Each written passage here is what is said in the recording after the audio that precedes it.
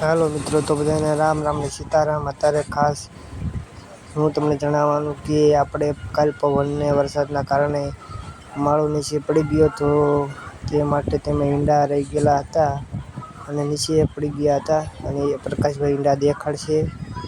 જોઈ લો મિત્રો, આ ઈંડા ઉપરથી પડી ગયા છે અને હવે આપણે ઈંડા મૂકીને તે લીમડા પર ફરીથી બાંધી દઈશું। આટલી પંખીની સેવા કરીશું, તે માટે તેમનો જીવ પણ બચી જશે।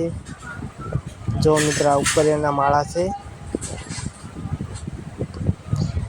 જો આ હાથમાં માળા છે અને હું તમને નીચે દેખાડું કે તેમના નીચે ઈંડા પડી ગયા અને કેટલા ફૂટી ગયા બિચારા।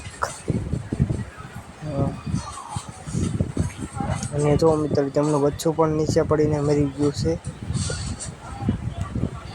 આ વરસાદના કારણે, પવનના કારણે નીચે પડી ગયેલા છે, તેમને આપણે લીમડા પર બાંધી દઈશું। જો મિત્ર, આ માળા છે અને પ્રકાશભાઈ અમારા લીમડા પર ચડી ગયા છે અને એટલી સેવા કરે છે।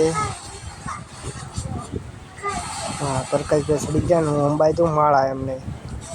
જો પ્રકાશભાઈ, આ માળા તમે લઈ લો ને ઉપર બાંધી દેજો, તે માટે તેમનો જીવ પણ બચી જશે અને 4 બચ્ચા પણ ઉજરી જશે। બરાબર મિત્ર બધાય, અને જુઓ હવે લીમડા પર ચડી ગયો છે, આ માળા બાંધી દેશે। હવે થોડીક વાર લાગશે। જો આવી જ રીતે તમે પણ સેવા કરજો। કાંઈ પણ જગ્યાએ માળા કોઈ પણ પક્ષીના નીચે પડી જાય તો તેને તરત બાંધી દેવા, તે માટે તેમનો જીવ પણ બચી જશે। બરાબર બધા મિત્રને હવે બધું, જો આ બાજુ જો અમારા પારેશભાઈ પણ આવે છે। પારેશભાઈ શું કહેવા માંગે છે તે આપણે જાણી લઈએ। હું પારેશભાઈ, શું કહેવા માંગશો તમે એ કહો પહેલાં। પારેશભાઈ કહે છે કે તમે બધું સેવા કરજો આવીને આવી રીતે, અને આવું જ કામ કરજો, આ કામ મને ગમ્યું છે એમ। તો જો હું તમને પ્રકાશભાઈ પણ જે ઉપર માળા બાંધે તે દેખાડી દઉં।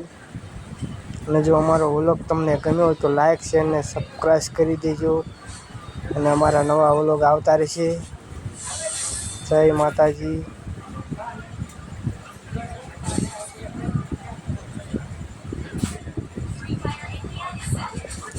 જો જમીન પર ઈંડા પડી ગયેલા, તે ફૂટી ગયેલા છે, તે માટે હું તમને ફરીથી દેખાડી દઉં।